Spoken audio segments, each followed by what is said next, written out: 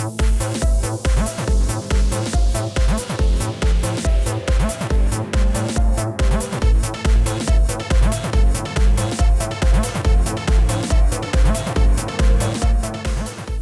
আমরা চারজনই তো রাফির সঙ্গে প্রথম কাজ আমাদের, তাই না? হ্যাঁ, শাকিবেরও ফার্স্ট। হ্যাঁ, ফার্স্ট।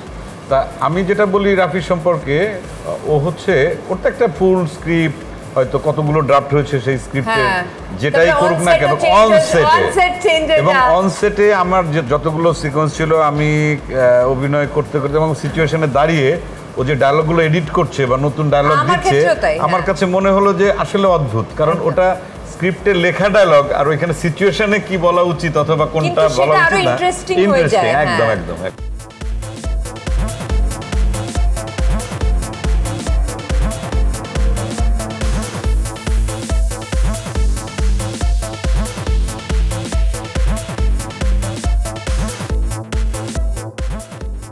ওর ব্যাপারটা এরকম ছিল, আমার যেটা মনে হয়েছে স্ক্রিপ্টের মধ্যে তো কি হয় যে একটা সিরিয়াল একটা ডায়লগ থাকে, বাট ওই ব্যাপারটার মধ্যে চাইনি। মানে এই সিনেমাটাকে কমার্শিয়াল ফিল্ম হলেও ও চেয়েছে যে এটা খুব ন্যাচারাল, একদম মনে হয়েছে যে না, আপনি কমার্শিয়াল দিক থেকে দেখলেও মনে হবে যে তুফান হচ্ছে বিগ কমার্শিয়াল ফিল্ম, আপনি ক্লাসিক দিক থেকে দেখলেও মনে হবে wow is beautiful film, fantastic film. Toofan দেখে মনে হবে না যে আমি একটা সিনেমা দেখছি, মনে হবে যে ইয়েস এটাই হওয়া দরকার ছিল।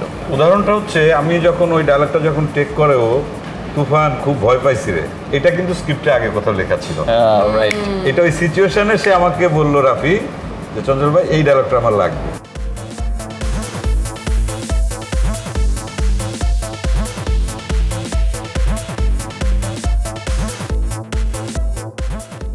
যে একটা ছোট্ট সিন ছিল আমার, যেটার মধ্যে একটা পার্টিকুলার প্রপ দরকার ছিল, সো এই প্রপটা আসেনি, এবং প্রপটা যেহেতু আসেনি সেটার জন্য আমরা সারা দিন বসেছিলাম, সবাই তাকে মানে বলার চেষ্টা করছিল যে এই সামান্য প্রপটা না থাকলে আসলে মানে কিছু যায় আসে না, আমরা এটা করতেই পারি, করে ফেলি, but he was like no, আমার ওটা লাগবেই, এবং ওটার জন্য অ্যাকচুয়ালি আমরা মানে আমি বিশেষ করে, কারণ ওদিন আমার ওই একটা সিনই ছিল এবং আমি সারাটা দিন বসেছিলাম।